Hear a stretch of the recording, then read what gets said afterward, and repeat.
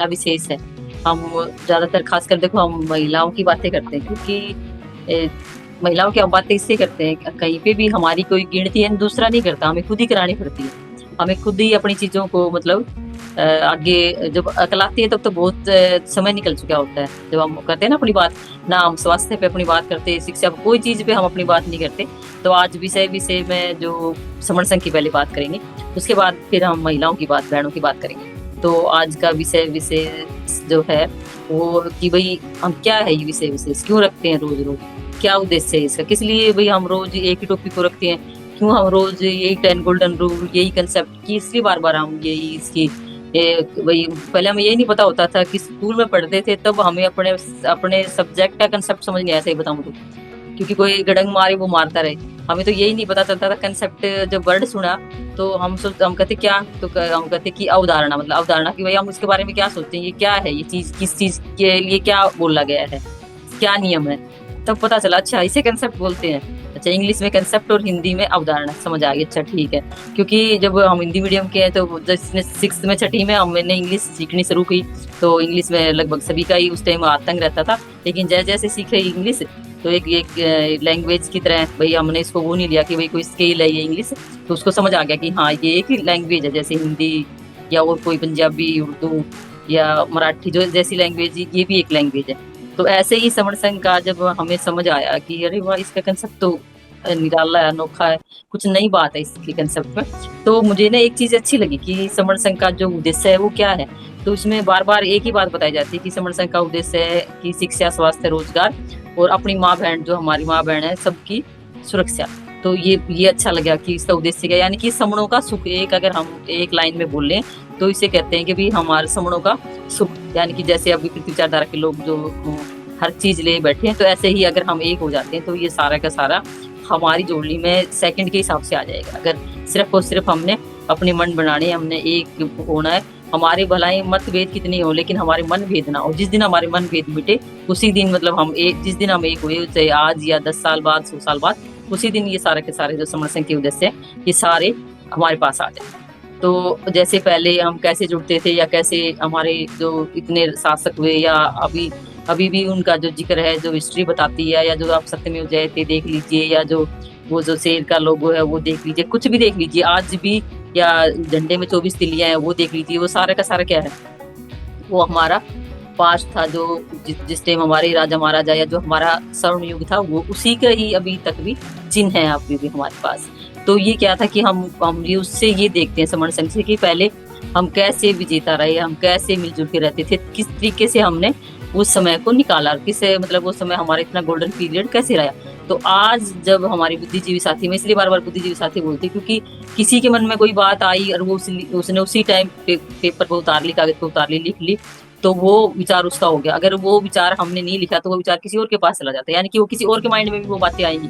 तो जिस हमारे श्रवण साथी ने ये बातें हमारे माइंड में डाली, यानी कि और लोगों से बातचीत की और श्रवण संघ की जो स्थापना की, पुनर्जीवित किया संघ को बुद्ध से पहले का, तो वो वाला जो देखा उन्होंने कि भई हम पहले कैसे वज्जी लोग कैसे विजेता रहे, कैसे हम उनके साथ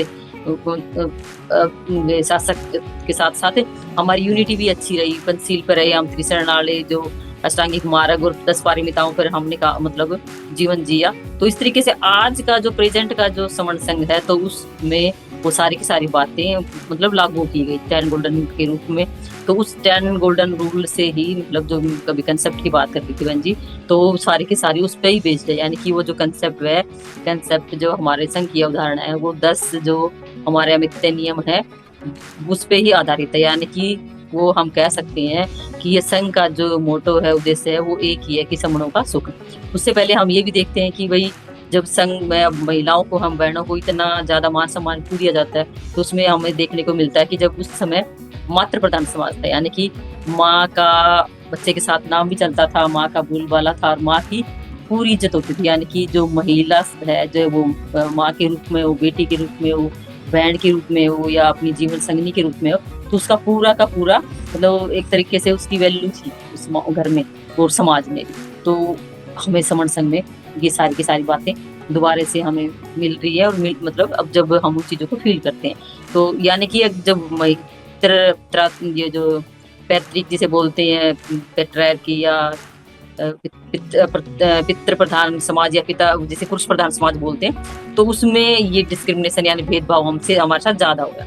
तो जब महिला प्रधान समाज था तो उस समय किसी के साथ इतना भेदभाव नहीं हुआ होगा या नहीं होता था, क्योंकि वो जो वो एक जननी है उसको पता है कि कौन कितना सहन कर सकता है। अगर हम अपना जैसे हम किसी के साथ अन्याय करते हैं तो हम अपने तरफ सोच के करते हैं कि हम कितना सहन कर सकते हैं, तो हम वैसा ही दूसरे के साथ व्यवहार करते हैं, क्योंकि हमारा खुद का नेचर होता है कि नहीं भाई हम किसी को, कोई कई ऐसी होती है कि भाई थोड़ी सी कठोर या वैसे, लेकिन हम अपने ऊपर लागू करके बात को देखते हैं कि भाई मैं किसी की बेइज्जती ना करूं या मैं किसी के साथ ऐसा भेदभाव ना करूं या ऐसी कोई बात ना करूं जिसको वो सहन ना कर सके या जिसको उसको अगले पर्सन को हर्ट हो या बेइज्जती हो, ऐसा कुछ ना हो।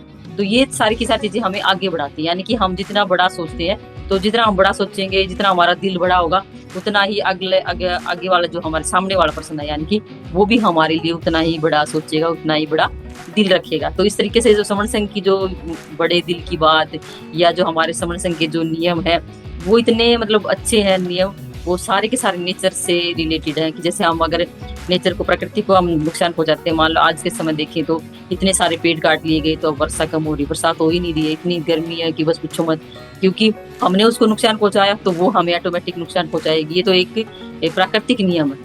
अगर हम किसी भी चीज को, नेचर की है, चाहे पहाड़ हो चाहे वो नदियां हो, अगर नदियों को हम गंदा करेंगे तो हम वो पानी वापस हमें पीने के या कृषि सिंचाई के रूप में कैसे भी, तो वो नुकसान हमें फसल के रूप में हमें ही मिलेगा वापस। यानी कि ऐसे ही ये समण संघ के जो गोल्डन नियम है वो सारे के सारे नेचर बेस्ड है कि जितना ज्यादा हम इनको सींच के रखेंगे या ईमानदारी से इन पर रहेंगे तो उतना ही हमें ये फायदा करेंगे। चाहे इसमें हमारे को जैसे स्पोक की जो एक जिम्मेवारी है, वो कोई पद पुद नहीं है, वो सिर्फ एक जिम्मेवारी का काम है उसमें कि आप स्पोक बन गए, वो आपकी जिम्मेवारी है महापुरुषों के विचारधारा को आगे पहुंचाना, आगे बताना। तो इसी तरीके से ये समण संघ का भी उद्देश्य जो है वो हम समणों का सुख, सिर्फ यही हमारा मेन मोटो है कि समण संघ हमें पहचान देता है, परिचय हमें बताता है कि भाई हमारी समण संस्कृति थी। बाकी जितने भी पंथ है या छोटे छोटे गुटे हैं या जो हमें जातियों में जो बांट रखे है, वो सारी की सारी चीजों का यहाँ पे हर रोज बताया जाता है कि हम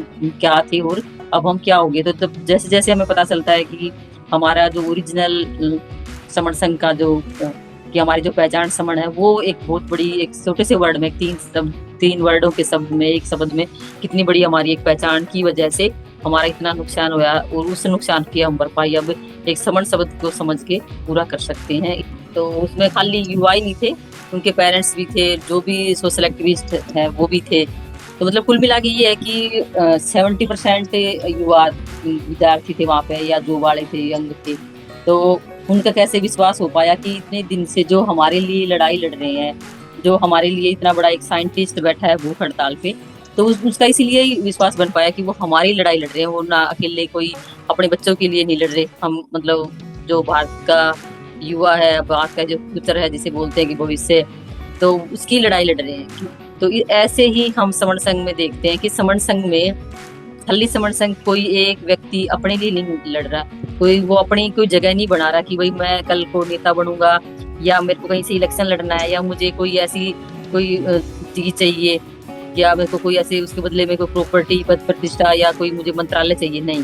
क्योंकि यहाँ पे ये सारी चीजें बिल्कुल गायब हैं और उन चीजों का कोई यहाँ पे मूल्य भी नहीं है। मूल्य यहाँ पे है सब एक दूसरे को जोड़ना और जुड़ना, और सभी की जो हमारे बच्चे हैं, आने वाले युवा या जो हमारी बहन बेटियां हैं, महिलाएं हैं, उनका शिक्षा, एजुकेशन, स्वास्थ्य और ये चीजें हमें मिले। क्योंकि रोटी कपड़ा और मकान जैसे बोलते थे पहले हम, तो वो चीजें अब हमें समझ आती है कि ये हर उसके लिए जरूरी है। तो इन चीजों की लड़ाई हो रही है, जबकि और देशों में, इतने डेवलप जो देश है उनकी और वैसी लड़ाई होती है।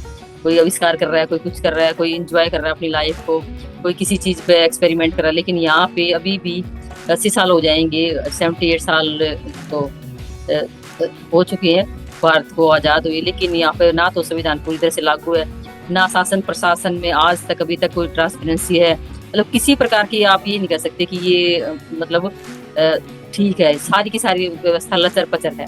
तो जैसे आज बच्चों ने अपना विश्वास दिखाया, सेम ऐसे ही हम पिछले 5 सालों से समण संघ में जब से हमें समझ आया, तो हमें अपना विश्वास ऑटोमेटिक ही हमारा बन गया इस पे, कि हाँ, यहाँ पे किसी प्रकार का कोई भेदभाव नहीं है। क्योंकि महिलाओं को आप किसी संगठन में देखिए, किसी पॉलिटिक्स पार्टी में देखिए, मैं बार बार ये बात इसलिए कहती हूँ क्योंकि मैंने काफी जगह काम किया। तो काम किया है तो मुझे उन चीजों का मतलब एहसास भी है, और उन चीजों की मुझे नॉलेज भी इसलिए हुई क्योंकि जैसे हम जिस चीज की प्रैक्टिस करते हैं, रोज हम खाना बनाते हैं डेली, तो खाना बनाते तो हमें पता है कितना नमक मिर्च डलेगा, क्या करना है क्या नहीं करना। तो ऐसे ही हमें उस चीजों की, जब हम जिस चीज में रहते हैं, कहते हैं किसी को अगर आपने देखना है तो, या किसी को जानना है तो, या तो उसके साथ रहिए या उससे उसको परख के देखिए। परख के देखने का मतलब उससे वही डीलिंग कोई भी किसी प्रकार की, तो ये जो डीलिंग की मैं बात कर रही हूँ, परख के देखना की, तो ये ऐसे ही है। तो उसमें हमने सब में देखा कि गाँव महिलाओं को कितना मान सम्मान मिलता है। तो यहाँ पे हर तरीके से हमें 100, क्या 100 से भी अबव हमें मान सम्मान मिलता है हर बैंड को। कोई भी किसी की कोई बात हो, किसी को कोई डाउट हो, किसी पे कोई ऐसी कोई बात, उसको हम मतलब डिस्कस कर सकते हैं, उस पे हम सवाल पूछ सकते हैं, और किसी को बोलने का राइट है। सबसे बड़ी बात ये है आज के समय, शासन प्रशासन बोलने का राइट नहीं देती। अगर कोई बोलता है उस पर लाठीचार्ज, या फिर ऐसा उसका कोई भी ऐसा कोई काम कर देती है कि उसका करियर खराब, या उसके मतलब अभी अभी एक सतलुज भी फिल्म आई है, तो उसमें भी शायद किसी ने देखी है या नहीं देखी, मैंने वो देखी है पूरी फिल्म। तो उसको दूसरे दिन ही बैन कर दिया गया। पंजाब की जो 1984 से लेके 95 तक की स्टोरी उसमें बताई गई है। उसका 94 की तो कम बताई है, लेकिन 95 का ज्यादा, जितने जो 25,000 जो लोगों को मतलब बेघर यानी लावारिस कह के उनको दफना दिया गया, तो उन लोगों की सच्चाई जिसने उठाई, यशवंत सिंह खालड़ा ने, तो उसको भी मतलब हर चीज की एक कीमत चुकानी पड़ती है। तो उसको भी फिर लास्ट में उसका भी उसको मार दिया गया, यानी कि सच्चाई को दबा दिया गया।